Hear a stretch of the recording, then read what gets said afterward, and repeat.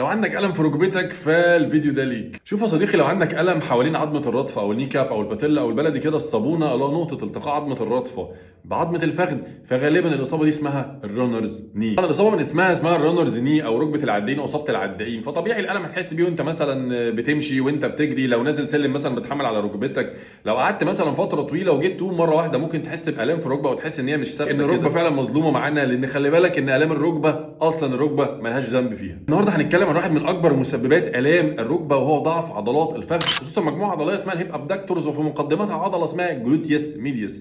أنا بقى هقول لك على تمرينين إن شاء الله هيساعدوك إن أنت تقلل من الألم.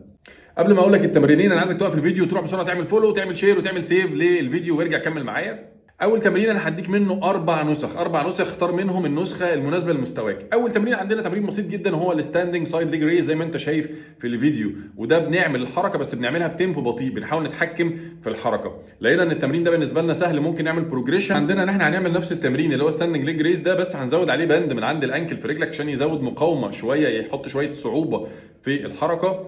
لو لقينا ان احنا برضو الحركه دي بالنسبه لنا سهله هنخش على الفيرجن الثالث. البروجريشن الثالث ان انت ممكن تعمل الكلامت شيل، والكلامت شيل انت ممكن تعمله دايناميك، يعني تتحرك رجلك زي ما انت شايف في الفيديو كده، وممكن تعمله شكل سايد بلانك وتعمل هولد كلام شيل هولد، بس ان انت بتثبت. ده برضو من التمارين العظيمه للهيب ابدكتورز.